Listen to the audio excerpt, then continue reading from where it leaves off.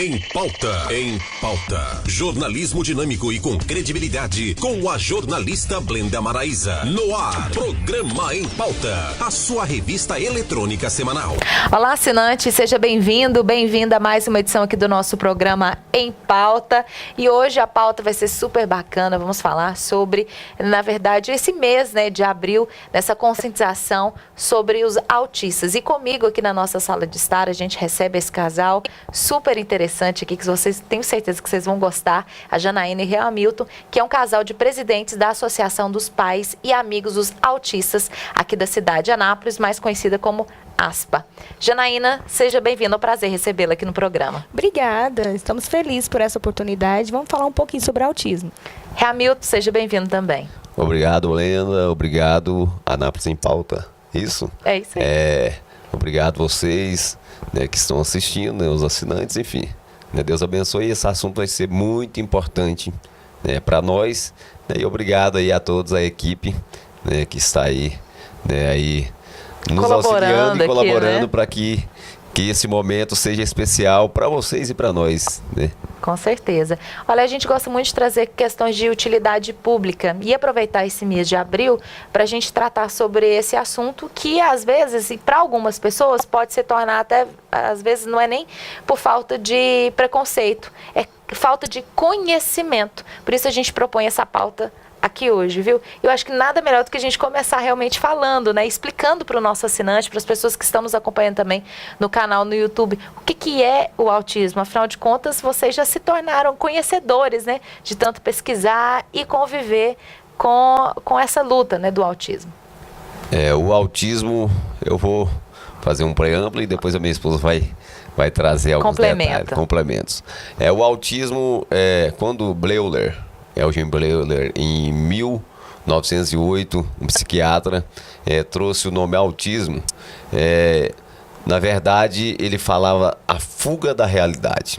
O autismo o atos vem do grego, quer dizer eu, né, e o ismo, né, o sufixo ismo é o soldado, ou então, né, as deficiências ou doença. Então, o que se trata do autismo? A primeira ideia é de que o autismo, ele é dono de si mesmo, né? Então, por exemplo, um neurotipo, né, dito normal, ele filtra muita coisa no momento da ira, né, o momento de falar, e o autista não, ele é espontâneo. Né? E a minha esposa vai falar um pouco. Ele é verdadeiro sobre o tempo todo, né, Janaína? Isso, transparente. A gente fala sempre que eles não têm esses padrões sociais que a gente aprende desde cedo a ter que se adequar a eles. Mas, na verdade, quando a gente recebe o diagnóstico de autismo, a ideia que se tem é muito diferente da realidade. E ali a gente começa a ouvir os terapeutas falando. O próprio médico, ele começa a definir autismo e eles usam as palavras que no primeiro momento a gente pensa, isso é português? Então a gente fica meio perdido. E essas palavras, com o tempo, a gente já sabe, que a gente já convive com elas, mas com o tempo a gente aprende a meio que traduzir aquilo. Mas a verdade, o autismo é um transtorno neurológico que ele afeta o indivíduo, não tem cura, porém é tratável. E por isso a gente defende tanto a questão do diagnóstico precoce.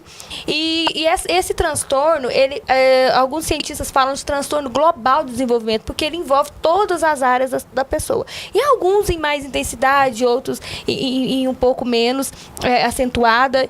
Mas basicamente é isso, compromete o comportamento, a interação social e a comunicação. E falando sobre essas palavras difíceis, eu acho importante a gente começar a falar sobre ecolalia, uma palavra muito usada nesse universo. Desmistificar ela, né? Desmistificar o que é ecolalia. O que é ecolalia? A gente ouve muito isso e a gente, no primeiro momento, fica meio perdido. A ecolalia, ela vem da palavra eco, que é de ficar reverbalizando aquela palavra. Temos a ecolalia tardia e a ecolalia imediata, que é ficar repetindo, meio sem propósito, sem sentido, alguns sons ou falas. E o autista, ele sempre tem isso. Tem alguns que ficam o tempo todo repetindo como se fosse um mantra e isso incomoda bastante bastante as pessoas que estão à sua volta e se não tiver muita compreensão, fazer muito exercício da paciência, a pessoa perde realmente a paciência e acaba cometendo ali alguns erros que atrapalham muito a convivência familiar. A outra palavra também difícil que a gente ouve bastante é estereotipia. Eu nunca tinha ouvido falar essa palavra. Quando eu ouvi falar, meu pai amado, o que é isso, né? Estereotipia, ela vem muito quando o autista, ele tenta todas essas características dos autistas. Autistas, em alguns em mais intensidade, outros em menos, mas o que é bom a gente falar que todos eles apresentam essas características. A estereotipia é quando eles tentam se acalmar. Alguns autistas, normalmente os mais graves, severos, eles fazem um movimento de para eles se acalmarem, né? Autoestimulação. E eles têm esse movimento de pêndulo para frente e para trás, eles fazem isso, mas algumas pessoas tentam corrigir isso. Isso é um erro. Eles precisam ter esse movimento, essa liberdade, porque eles precisam se organizar. Quando eles estão pensando. Isso, eles estão se organizando. A estereotipia também, ela se apresenta, fica pulando na ponta dos pés, no mesmo lugar, e esses movimentos de flapping das mãos. Alguns fazem esse movimento, outros ficam batendo palma o tempo todo. Incomoda bastante. Porém, isso é muito importante para eles se organizarem. Eu costumo dizer que a pessoa neurotípica, ela geralmente, algumas pessoas têm o hábito de roer unha e elas nem se dão conta que estão roendo a unha. É fato. E por que estão roendo a unha? Não sabem. É uma estereotipia. Então, a forma da gente explicar para as pessoas por que você rói a unha. As pessoas não sabem explicar, porque eu estou nervosa, porque eu estou ansiosa. Da mesma forma, o autista, ele precisa fazer isso. Ele precisa se extravasar da maneira dele. Então, as pessoas precisam respeitar. Exatamente. Conhecendo isso, e com o tempo, se você tiver um pouquinho de resiliência, a gente consegue levar uma convivência numa boa. Outra palavra também que usam bastante é os padrões restritos e repetitivos. Os padrões restritos e repetitivos estão ligados muito à rotina. Que eles gostam sempre de sentar no mesmo lugar à mesa, no carro, sentar sempre no mesmo lugar. Se de repente você vai dar carona para uma outra pessoa, e essa pessoa senta no lugar dele, acabou. Aí desconcerta todo, desconstrói todo, aí cada um reage de uma maneira. Desregulam, né? Fato é que nenhum gosta. Então, isso é importante para as pessoas entenderem. Respeitar. Né? E respeitar essa condição, porque se você não tem essa tolerância, a convivência não só na escola, na família, em qualquer ambiente, fica muito difícil. E esses padrões restritos estão muito ligados a manter sempre a mesma coisa, porque aquilo dá segurança. Eles têm muito medo do novo, do diferente. Eu falo assim, pra gente entender e se colocar no lugar da pessoa com autismo, é bom a gente pensar bastante. Ninguém faz uma viagem e sai sem conhecer o lugar, sem ver o hotel. Você faz tudo se programa, né? Isso, um planejamento. Você pensa, qual hotel que vai ficar mais perto de onde eu preciso ir, do meu destino? Esse lugar faz frio, faz calor nessa época, então eu vou organizar a minha mala dessa forma. Então, as pessoas precisam entender que saiu de casa pro autista é como se você estivesse viajando. Todo o trajeto, ninguém sai viajando a esmo. Vamos ver onde que eu vou parar. Não, você tem todo o trajeto. E a gente se organiza. Fazer toda a sinalização, né? Isso. E hoje a gente tem um recurso muito bom que é o Google Maps. Fazer propaganda. Então, a gente pode usar esses recursos digitais, mostrar pro autista. Quando meu filho era muito pequeno, a gente não tinha essa acessibilidade toda com a internet, eu desenhava ou mostrava foto do ambiente, do lugar que a gente ia. Ele não era verbal, mas a gente já trabalhava isso com ele, ele compreendia. Chegava no lugar, eu percebia que ele surtava menos. Então, hoje a gente já fala, a gente tem um casamento, um evento para ir, vai ser em tal lugar. Ele mesmo aprendeu a ir lá na internet, procura, pesquisa. Ele precisa saber onde é. Ele precisa. Aquilo é importante para dar segurança para ele. Por que às vezes eles chegam num ambiente e desregula? Por conta da sobrecarga sensorial e também por conta do novo. Esse ambiente é estranho para mim, eu não faço parte desse universo. Olha, para você que está ligando a televisão agora aqui no Canal 14, nós estamos aqui no programa Em Pauta, recebendo o casal, que é a Janaína e o Reamilton, que é da Associação dos Pais e Amigos dos Autistas aqui da cidade de Anápolis, e nós estamos falando sobre essa pauta interessante e educacional, justamente para que você que não conhece ou não entende um pouco sobre esse meio dos autistas, é uma oportunidade de você conhecer. E esse trabalho não é só do casal, viu, gente? Começou com o casal, pelo, né, eles vão contar a experiência de vida em função do filho, né, de terem tido, né, essa criança tão amada que com certeza mudou a vida deles, assim, de uma forma totalmente inesperada. Deus não faz nada se não for realmente, né, da vontade deles. Eles tinham um projeto na vida de vocês, eu creio muito nisso. E aí vocês vão conhecer não só a vida deles, esse testemunho bacana, que hoje é mais fácil falar, né, há 9 anos atrás, né, com certeza com todas as... até forma de conhecimento que Anápolis não proporciona. E eu acho que hoje ainda existe muita limitação aqui para a cidade de Anápolis. Por isso, mais uma vez, a gente falando sobre esse assunto, e a gente vai conhecer também o trabalho da ASPA, de toda essa associação, e um trabalho bacana que vocês vão acompanhar. E desde já a gente já agradece e pede para vocês ficarem aqui com a gente, coladinhos aí na TV, que o bate-papo vai ser muito bom. Está sendo muito bom, na verdade. Bom, Janaína, então é interessante. Essa parte eu não sabia dos autistas, que tem que se programar, que tem que se organizar. Na hora que você me falou da questão de barulho, eles também não gostam muito de barulho, né? Sobrecarga sensorial, ela é, acho que o ponto mais importante, que define bastante o autismo. Aconteceu lá na Câmara. Teve na semana de conscientização? Aconteceu que o Reiner chegou, a gente estava bem próximo da caixa do som, e ele começou a dar uns gritos, ter um começo de um surto. Ficou muito... E eu falei, o que foi, Reiner? E ele falou, papai, tem muito som, eles muito são muito barulho sensíveis no ouvido. Então, a questão não só da sobrecarga na questão da audição, mas existe uma visão acelerada, né? Existe a questão do tato. Em todos os sentidos. Importante a gente falar sobre a sobrecarga sensorial. De uma forma geral. Também a gente ouve isso e a gente não para pensar o que isso quer dizer. Sobrecarga é uma carga que você não consegue levar. É uma coisa que você não consegue fazer, administrar isso tudo. E sensorial está ligado aos 5 sentidos. E isso é importantíssimo. Nós temos casos de autista que desregulou e se mutilou e teve uma situação muito constrangedora. Depois a gente vai ver por quê? Mas aconteceu isso. Eu pergunto, o som estava alto? A luz estava muito, muito forte durante o dia?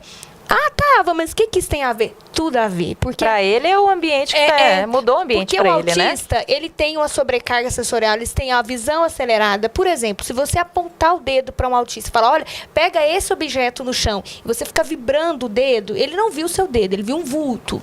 Então você precisa parar e ficar parado, e apontar o dedo e esperar que ele capte aquela imagem, porque o autista, ele tem memória visual. Todas as vezes que você fala algo, eles ligam aquilo a alguma imagem que está registrado na memória, que eles já visualizaram.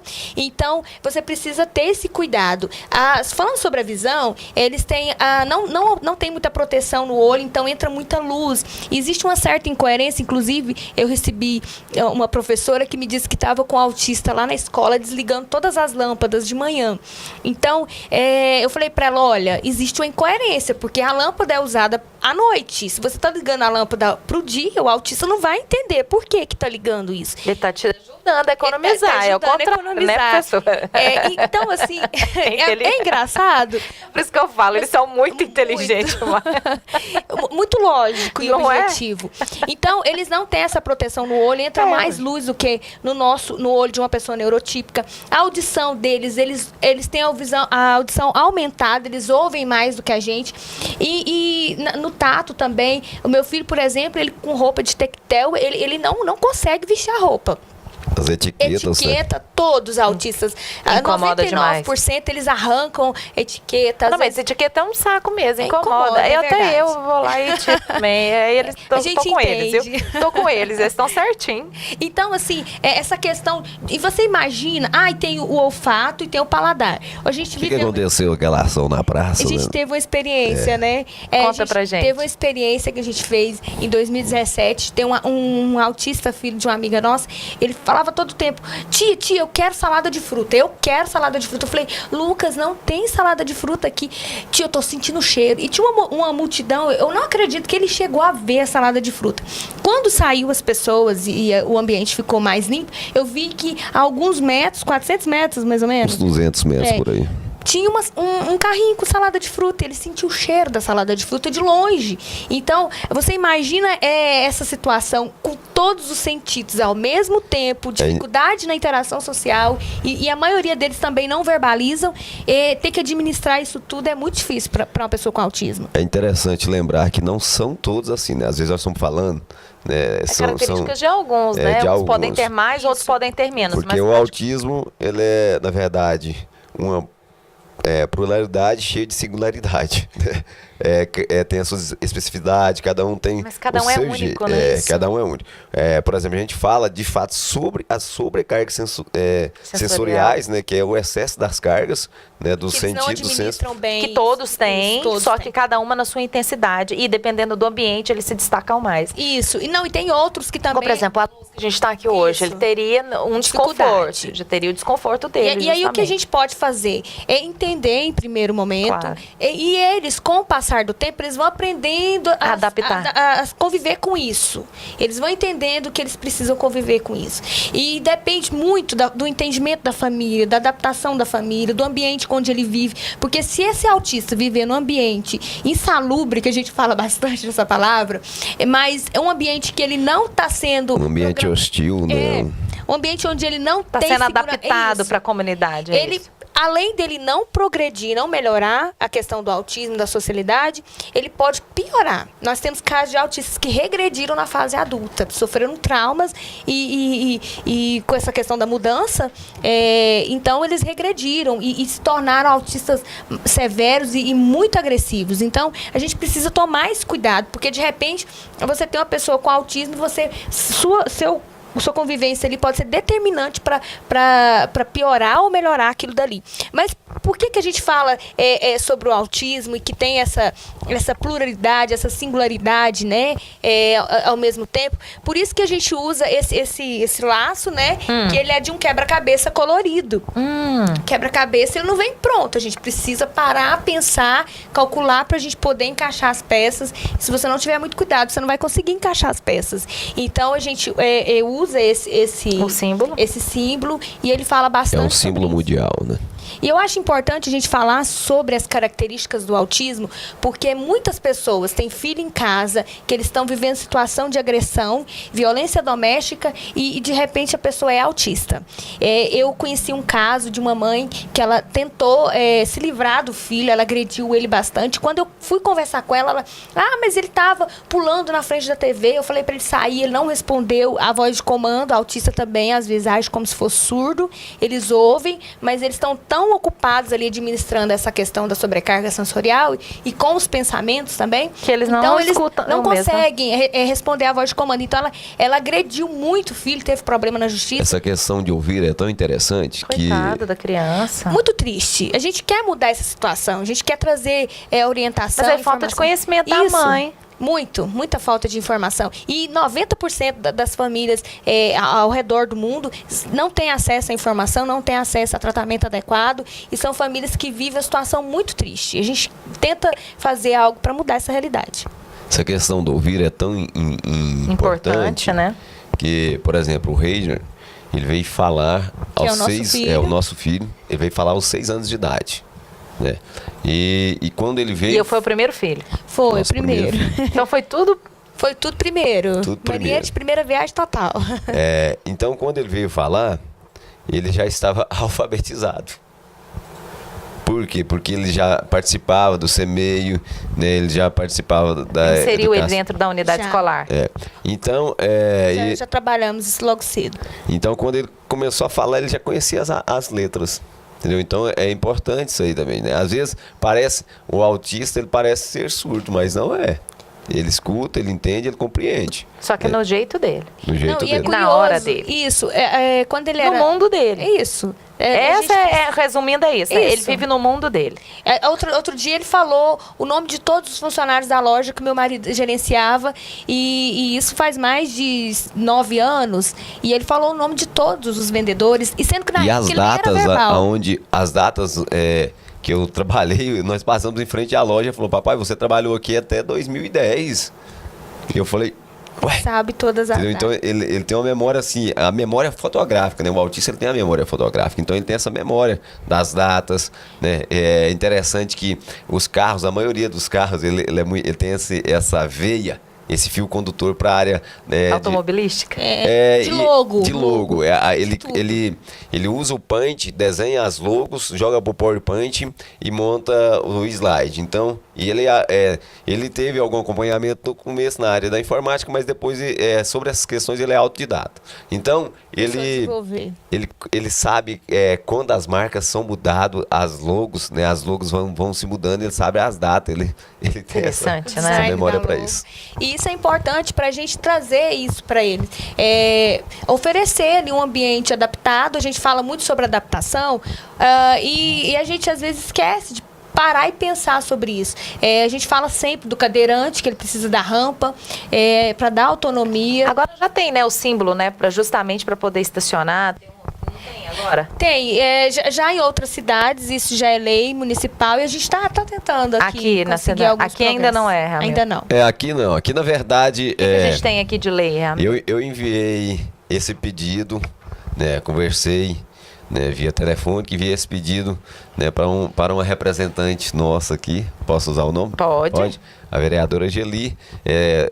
Enviei mais 2 projetos para ela, que foi esse do laço, para as placas nos estacionamentos, para as placas de atendimento prioritário nos comércios, nos órgãos públicos, e também um outro que a gente falamos com ela, que foi a carteirinha, que haja uma lei, né, que tem uma franquia de que o autista pode participar gratuitamente dos parques de diversões, dos teatros, dos cinemas, enfim, essa aí são projetos que já estão tramitando. Inclusive, ela fez uma oratória lá na sessão na Câmara falando sobre isso. Mas houve outras leis, que é uma lei que aconteceu, que é a do Conselho Municipal do Deficiente, que é a Lei 3.824, que era sobre a gratuidade do passe do transporte, né, urbano.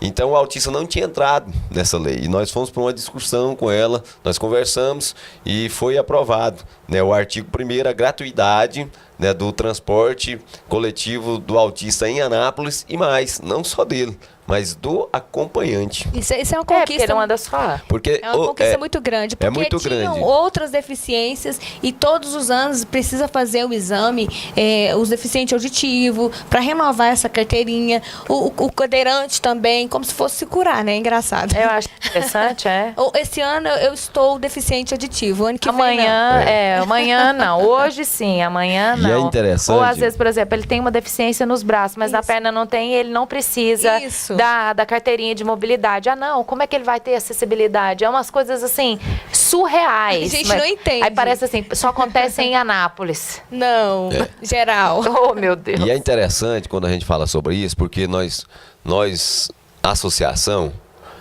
ela não tem credo, ela não tem classe social, mas a grande maioria das famílias, vamos falar um número muito grande, é uma classe plebeia.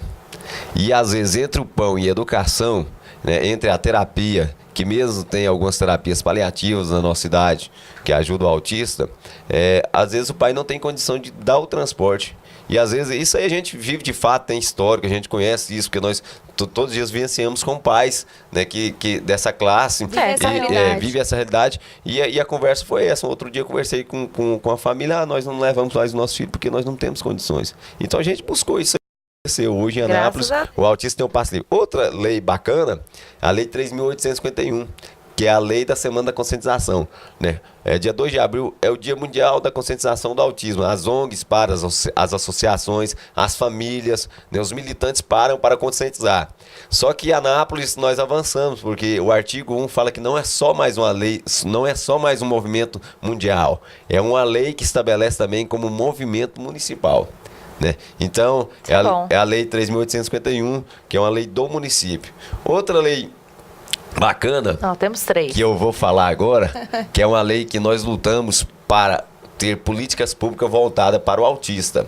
E o artigo que eu mais me apego nele é o artigo 5º. Por que eu me apego nesse artigo? Por que, Ramilton? Porque esse artigo, que é a Lei 3.898, o artigo 5º, ele vai falar de um projeto que nós fomos lá conhecer o projeto no Rio de Janeiro. A Clínica Escola do Autista. E o que essa Clínica Escola faz? Eu vi nos adesivos. Isso. Eu tenho adesivo. Você tem um adesivo. Agora eu já tenho adesivo. Companheira. Companheira. Essa Clínica Escola do Autista, ela não é segregação. Ela não é excluir o autista. Ela é trazer o autista... É um complemento escolar? Na verdade, ela vai trabalhar uma dicotomia. É a parte clínica e a parte pedagógica. Né? Por exemplo, multidisciplinar, um médico também para atender a questões na verdade, para essa parte educacional, para essa parte clínica, nós, família, nós sofremos muito. Por quê?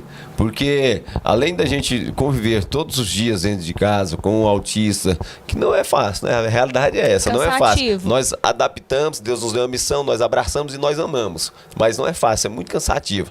Existe uma pesquisa... E quantos casais, gente, na situação de vocês, a gente sabe disso, eu creio que vocês também têm conhecimento, que às vezes não conseguem a sobrecarga e às vezes acabam acabando a família. Acabou ocorrendo, infelizmente, o divórcio. Acontece em algumas situações. Isso algumas acontece. não. Eu vou falar para você a estatística. Apenas 5% dos pais autistas convivem com as mães. 5%. O restante todos abandonam. Os 95% dos pais abandonam. Viu? Não aguenta a situação. Conseguem. As mães desenvolvem depressão, elas não conseguem trabalhar e conciliar essa questão de levar para terapia. Então, elas acabam perdendo o espaço no mercado de trabalho. E, na verdade, a questão do autismo, a gente precisa trabalhar muito para muito amplo, políticas públicas, porque a família sofre muito. Então, o que acontece? Com o sofrimento da família, por que sofre? Olha essa fragmentação. Hoje você tem um atendimento com a psicóloga num centro, né? Amanhã você tem um atendimento no outro centro com a fonoaudiólogo, aí você tem com a TO, né, um terapeuta ocupacional em outro centro, e vai fragmentando. Né? Pessoas esse ano, nós estamos falando desse ano, perderam seu emprego por causa disso. Até porque dentro da sala de aula, né, o município, né, bem no comecinho do ano, não forneceu, né, o cuidador, que de fato a lei 2.764 fala sobre, né, um acompanhante especializado e aí não um cuidador. Só os autistas sofrem, todas as crianças que têm todo tipo de limitação e perderam. Não tem. Aí é na creche, é na escola. Isso. Infelizmente não tem cuidador na rede municipal de ensino. Aí perdeu. É a realidade. O que a Clínica Escola vai fazer? Vai trazer, vai setorizar tudo em um local só, vai ter uma logística voltada, né, para que tenha um atendimento para o autista, né, no ponto pedagógico e né, multidisciplinar, né, na área clínica, né, um neurologista, né, enfim, multidisciplinar. Não vou detalhar, que já falamos antes sobre os profissionais. E o que acontece? Vai ter um acompanhamento de amparo para as famílias, que isso é muito importante. Precisa também, para a família mães, precisa ser muitas mães ligam desesperadas para nós. E a minha esposa tem sido ponto de apoio. Né? Ela é uma psicóloga das famílias autistas em Anápolis. Estou sendo. Mas tem que ser, ajuda, vira né? Exercendo a função, sem formação. Exatamente. Então, a gente entende que nós possuímos demandas específicas, qualificação profissional direcionada. Temos também nutricionista, que faz todo o trabalho de trazer os alimentos que fazem a substituição em alguns aspectos. Até lá na Clínica Escola, que a gente foi no Rio de Janeiro, no final de 2017, eles conseguiram diminuir o uso do medicamento com alguns autistas, controlando somente a alimentação, porque tem certos alimentos que causam reação como se eles tivessem usado droga. A caseína, o glúten, né? Tudo isso aí tem que ter um balanceamento. Faz-se uma dieta e também a nutricionista faz todo o acompanhamento individualizado para cada autista. Isso é fundamental. Então, também a Clínica Escola, ela vai oferecer treinamento e servir como ponte para a inclusão dessas pessoas, não só na escola, mas também no mercado de trabalho. Porque nós falamos muito sobre crianças autistas, mas parece que as duas palavras estão ligadas, quando, na verdade, nós temos muitos autistas adolescentes, adultos. E grave, severo. As crianças crescem, As crianças crescem. estresse, e para onde elas vão? Então a gente precisa trabalhar nessa questão de tentar inseri-los no mercado de trabalho. A gente vê o envelhecer do autista, né? Precisa pensar nisso, nessas políticas públicas do acompanhamento do envelhecer do autista. Porque existe uma Na verdade, a gente não pensa nisso, né? Não só para o autista, nem para o síndrome de Down, ninguém, nem outros tipos de limitações também, as deficiências. Ninguém pensa que as pessoas vão envelhecer. A gente só vê ela na faixa de criança, né? Na infância. E não é assim. E eles crescem, e eles precisam se sentir útil, porque alguns autistas têm noção da situação que eles têm,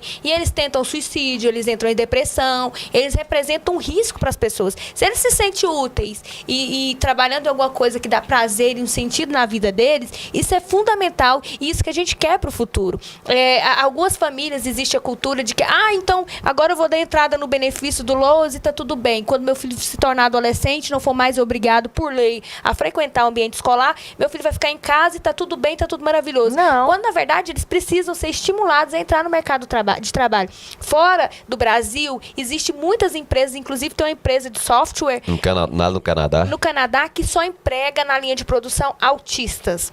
E porque o dono dessa empresa teve um filho com autismo e descobriu que o filho dele tinha uma aptidão para aquilo. O fio condutor do filho dele era essa. Que acalmava ele. Era que ele se sentia útil. Então ele criou essa empresa e lá ele só emprega autista. E aí você pensa, quantos autistas poderiam também ser acolhidos, não num projeto igual a esse, mas algo semelhante com outra área, aqui no Brasil também a gente poderia trabalhar isso. Né? Por que não? A gente tem hoje autistas na faculdade. Fica aí a dica aí, né? Olha aí. Fica a dica. Incentivadores aí, os empresários que queiram investir, né? Por que não? O projeto Clínica Escola pode ser patrocinado por isso também.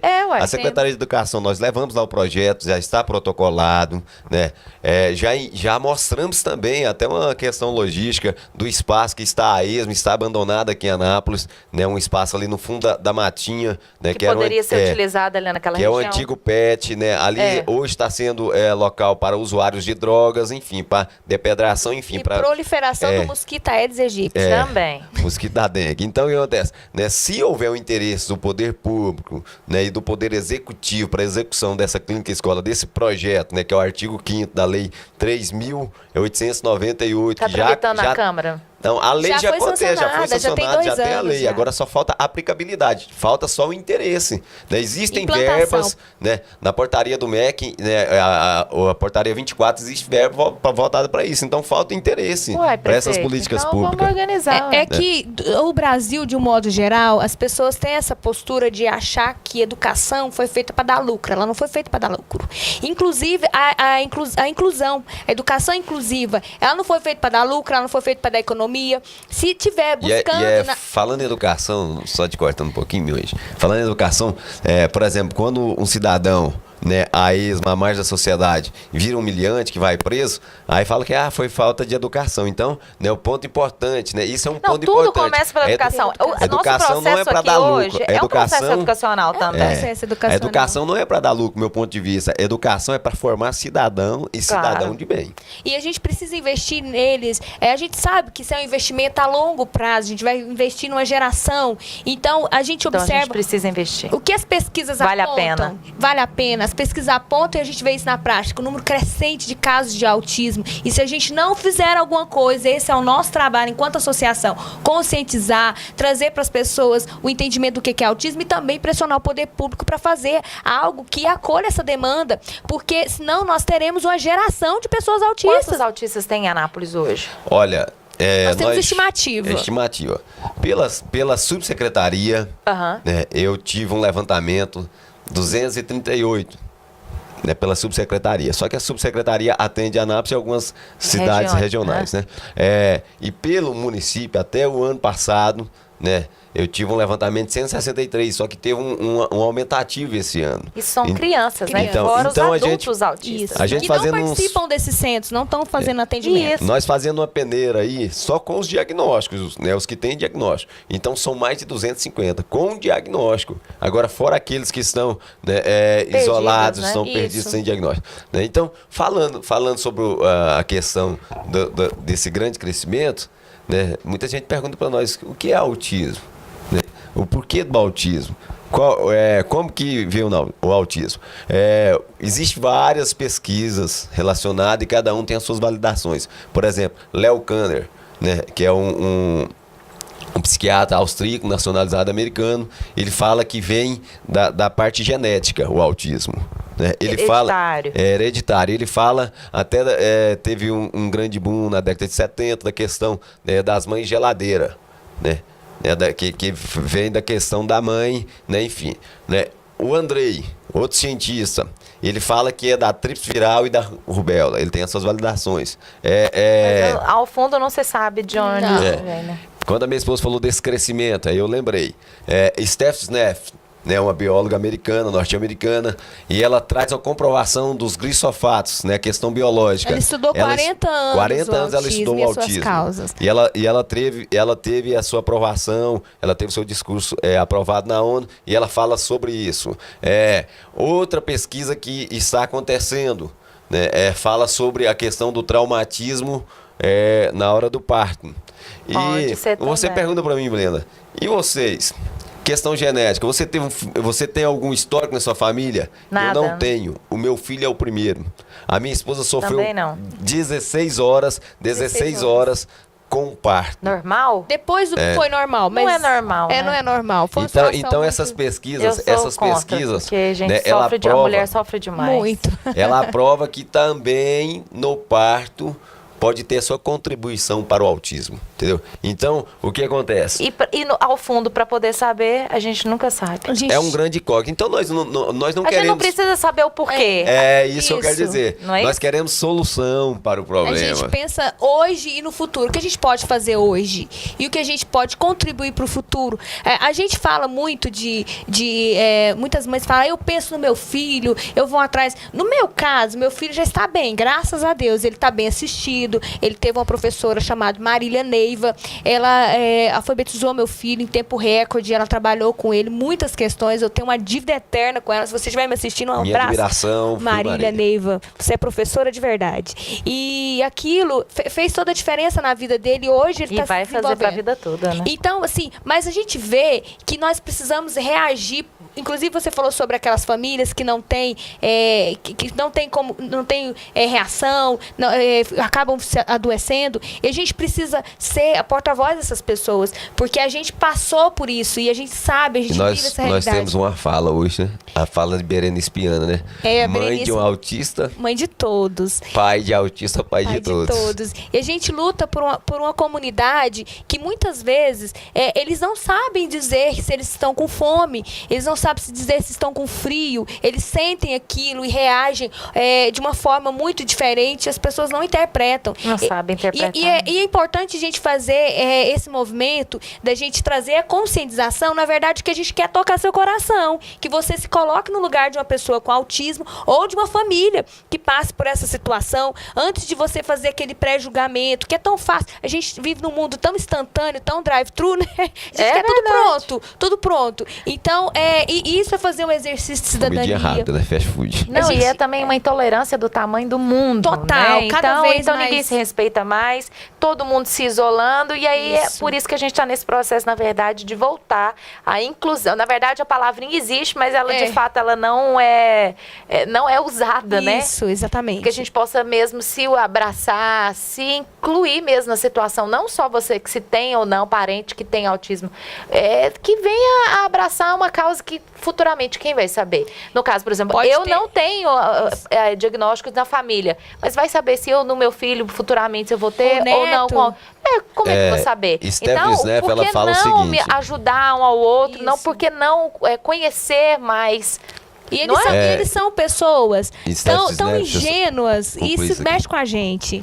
Stephanie fala o seguinte, Breno, num futuro bem próximo, se não houver políticas públicas voltadas para essa questão dos agrotóxicos, né, nós teremos a cada 2 crianças nascidas, uma terá autismo. Olha aí. A cada 2 crianças nascidas, uma terá autismo. Então, nós vamos ter uma pandemia. Né? Epidemia. É uma epidemia, uma pandemia. Não é nem epidemia, é uma pandemia mesmo. Pandemia mesmo. Vai ser um colapso social. Entendeu? Então, nós precisamos de conscientizar. Se não é preparado, sim. Aí vai ser. E a gente precisa aprender com eles. Eu olho pro meu filho, ele não gosta de roupa nova. Não? Ele não gosta, porque a roupa nova... não é supérfluo, né? Não, é porque a roupa nova é da loja. A roupa nova não é dele. Faz parte dos padrões restritos e repetitivos. Então, alguns autistas não conseguem. E mostra pra gente que a gente não precisa ser supérfluo, né? Então, isso é tanta ingenuidade. A gente olha pra ele e fala, poxa vida... Tem tanto significado ali, né? Tem tanto significado. Ele não precisa de nada. O que ele quer? Ele quer ser amado. Ele quer ser acolhido. O filho do Marcos Mion, ele tem uma situação que ele pode oferecer muitos presentes pro filho dele, e ele escreveu uma carta pedindo uma escova azul. E ele até fez um texto e deu muita repercussão na mídia, que ele ficou muito tocado com aquilo. Mas a gente vê isso na realidade. Meu filho... Ele mudou a vida daquele casal também, muda né? muito, desconstrói aquele conceito que a gente tem. De padrões, né? Exigências sociais. Eu tenho esse objetivo na minha vida. Eu quero isso. Quando, na verdade, o que eles querem é só ser aceitos, entendidos e amados. E a gente o tanto que desconstrói. Desconstrói. Alguns anos atrás eu caminhei pela linha da música e cheguei a gravar 3 discos e era um dos nossos sonhos, né? Andar e chegamos a andar a vários estados do nosso país. Só que quando o Reiner chegou para nossa vida, mudou a nossa história, entendeu? Então, a família para mim, meu ponto de vista, é em primeiro lugar, né? Josué Gonçalves fala o seguinte, né? Não adianta ter sucesso se não tem sucesso na família. Então, eu prefiro estar com minha família. Olha, com o meu filho. Eu quero agradecer a presença de vocês. O bate-papo tá muito bom. Se a gente pudesse, a gente ficar ainda tem muita, né? Muita coisa. Tem muita coisa para falar. Na verdade, eu faço um convite pra gente voltar uma próxima vez. Não ficar só nessa época de abril, dessa conscientização, não. Que a gente possa falar cada vez mais. O espaço está aberto justamente pra gente se conscientizar e conscientizar a turma que está nos assistindo, tanto aí no Canal 14, quanto também no YouTube. Então, você do YouTube, comente, compartilhe, justamente porque isso aqui é um processo educacional. Contribuir muito mais para outras pessoas, para as famílias, às vezes, que estão em casa assistindo, não identificar se, será que meu filho realmente tem autismo ou não, ou para você mesmo ter uma questão de conhecimento, e porque às vezes não é nem preconceito, eu quero crer que realmente é falta de conhecimento mesmo. Também acredito. E eu quero fazer um convite para essas famílias que talvez ainda não tenham diagnóstico, mas que ouviu essa parte importante que a minha esposa disse, e até eu mesmo falei sobre as características. Procure uma unidade de saúde, entendeu? Pelo ECA, o artigo 12 fala que agora com 1 ano e 6 meses, né, a criança tem que estar com diagnóstico. Então, quanto mais cedo houver o diagnóstico precoce, você vai trabalhar as terapias e ele vai ter um melhor desenvolvimento. O autismo, ele não é curável, porém ele é tratável. Então, né, vai em busca dessas respostas. Ele, né? Isso. Eu quero agradecer, né, Blenda, pela oportunidade. Eu quero agradecer a todos que estão nos assistindo e que o objetivo da associação ele seja alcançado. Desejo do fundo do meu coração que as pessoas parem um minutinho e pensem sobre essa situação, e quando você estiver na fila do supermercado e ver alguém que não possui nenhuma deficiência visível passando na sua frente no caixa, tenha um pouquinho mais de tolerância. Se você vê alguma mãe tentando colocar o filho dentro do carro e ele ali se debatendo, ou tentando tirar do carro, ofereça ajuda. Isso vai fazer muita diferença. Você pode estar salvando uma mãe de ter mais desgaste emocional e físico. E eu quero convidar todos para curtir a nossa fanpage, Aspa Anápolis. Se você curtir lá a nossa fanpage, você vai ter Autismo Anápolis. Você vai ter acesso a todas as nossas atividades, e se você quiser caminhar com a gente, está aberto o convite. Eu quero agradecer Blenda Maraíza pelo convite, né, a equipe da TV. Quero dedicar, né, a todos os diretores da ASPA essa entrevista, né, a todos os amigos da gente que está nessa batalha. Ficou também emocionado. Eu quero mandar um abraço aí para Soraya Moraes. Para Soraya. Emociona, né? É muita luta e a gente está junto já tem um tempo. Por isso que eu falo, quando eu falei no início da reportagem, né, do nosso bate-papo, que na verdade, falar agora é fácil, mas há 9 anos atrás, não é? Tem historinha. Hoje tá muita mais... história. Tá mais maleável, né, Hamilton? Tá mais... A gente tem muita estrada aí. Eu quero mandar um abraço para Rita Boarim, companheira nossa há muitos anos, a gente recebeu o diagnóstico junto, a Soraya Andrade, o Israel Cândido, parceiraço nosso, e a associação tem 16 diretores, mas que a gente está junto há mais tempo, que a gente está mais ligado. Desde o início, né? Esse pessoal aí mesmo. Um abraço a todos, né, e a todos que têm abraçado a nossa causa, né? Curta a nossa página, Aspa Autismo. O pessoal já vai colocar aqui também na produção. E também abraça a nossa causa. Nós temos aí várias frentes, né? Várias frentes aí, e estamos precisando de apoio. Vamos abraçar a causa. Ser associado.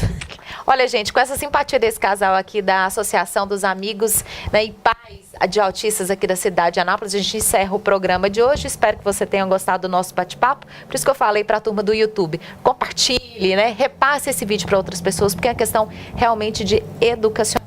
Com essa turma aqui hoje, né, com essa turma aqui legal, da turma azul, né, legal dos autistas aqui, eu encerro o programa de hoje. Um grande abraço e até a próxima edição. Em Pauta. Em Pauta. Jornalismo dinâmico e com credibilidade. Com a jornalista Blenda Maraíza. No ar. Programa Em Pauta. A sua revista eletrônica semanal.